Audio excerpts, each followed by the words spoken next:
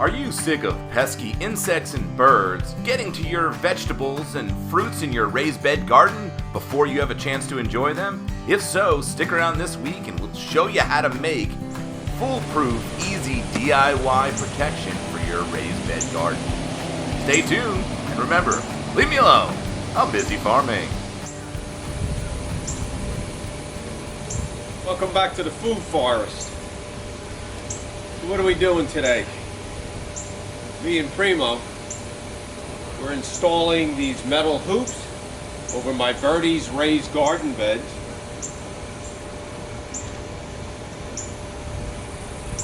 And that's to support this fleece that I'm using here.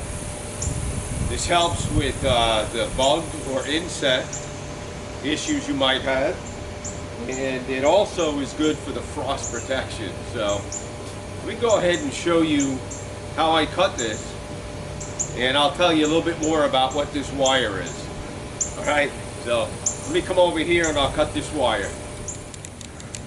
The wire I'm using to create my hoops in my birdie's raised garden beds, this is part of the chain link fence system. This would be what runs along the lower section of the chain link fence in between your vertical posts.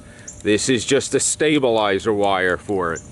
I've calculated my measurement that I need to go into the bottom and come up around to this particular height here at about 80 inches. So just to help myself out, I made a little bend in the wire and I'm at the 80-inch mark, and I'll come back over here and I'm going to make the cut. So let me go ahead and move my camera and I'll show you how I make the cut and bend the wire. Again, I'm at 80 inches. I'm going to make my cut. These are a pair of cutters. I believe we got them at Harbor Freight. Maybe $10 to $12. I think this roll of wire that I'm using, I want to say maybe it's about $29 or so. I got it at Home Depot. It's been over a year, so I'm not quite sure, but you could probably go online and search it at homedepot.com, even Lowe's, Tractor Supply, Rural King. They probably all have it.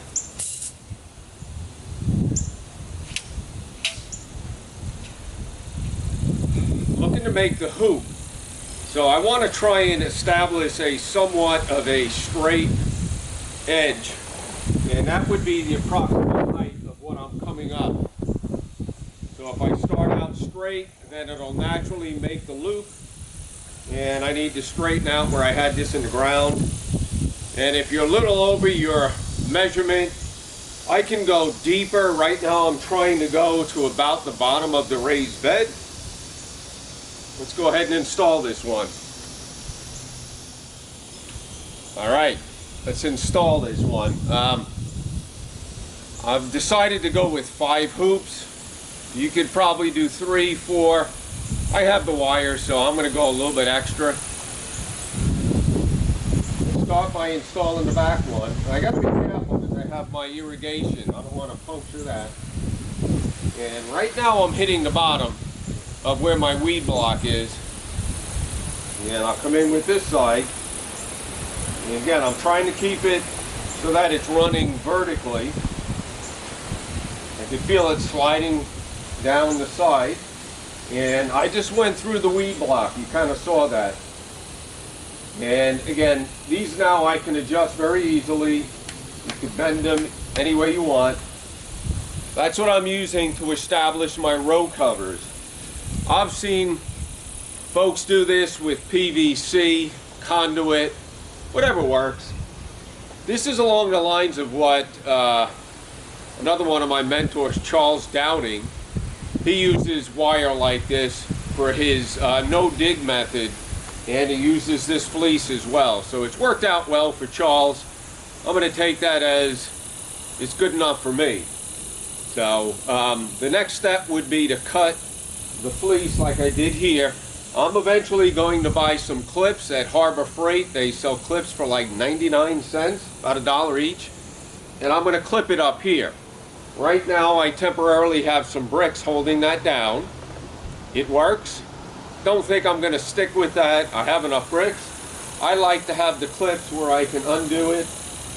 Currently right now in this back bed, I've got some seeds that have sprouted. Now I'm leaving them in there. This way I don't have any issues with any of the lizards or anything else that's wanting to eat them. So it's keeping them protected. They're getting sunlight. And I'll go ahead and move the camera and we'll show you that.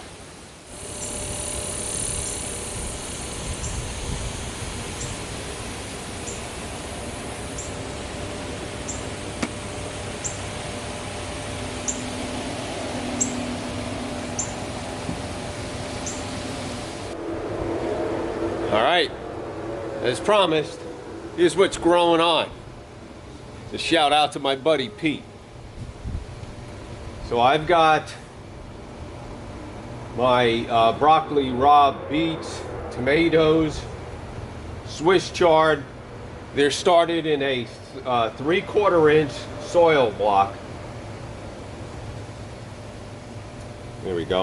In fact, that one's just about ready to sprout. From there, they'll go into a 2-inch soil block. So that's my preferred method these days when growing in the soil. On another episode, I'll show you how I start my seeds for my towers. So here's another tray that's in there. Roma tomatoes, fennel, kale, beets, eggplant, broccoli, rabe, shallots. So one of the reasons why I'm putting this fleece on right now, if I were to leave these outside in the food forest, I have a lot of lizards around here and they tend to eat the leaves right off the top. So that's why I'm getting a little ahead of myself. We're not near any of our cold season just yet. We're in zone 9B in Florida. I'm going to cover this back up and we'll take a look at a few of the other stuff that I have growing on here in the food forest. I'll be right back. So we're all done installing the hoops for our birdies raised garden beds. If you were directly in the ground, you could utilize this same type of setup with the fleece. That'd work out perfect. We don't have the best soil in Florida. You can see here it's kind of sandy. So this gives me 15 inches in the low beds of some nice soil. I'm going to go ahead and do the same thing for my taller raised beds here. So short video on how to create some hoops so you can protect your plants during the cooler months. All right, if it was a little bit later in the afternoon, it's certainly nice out. It's hot, I'm thirsty. I'd crack open a craft beer and I would say cheers to my buddy Nonno Hugh. You can find his videos under Mean Shoes on YouTube. January of 2013, I was diagnosed with throat cancer. I started watching YouTube videos on how to grow your own vegetables. Rock was one of a few that inspired me on this journey. It's been 7 years plus since. In the background, I built that greenhouse. I feel like I've spent days out in Brock's greenhouse with him. He's probably one of the best personalities on YouTube. He hasn't done any videos in a while. I'm hoping we can get enough people over to his website, YouTube channel, Mean Shoes, start liking his videos. He'll see that activity. Maybe it'll motivate him. We've had a chance to catch up a little bit via emails, and he's just informed me he's put a new roof on his greenhouse. So I know he's getting ready for that beautiful British Columbia weather. He's going to start growing again.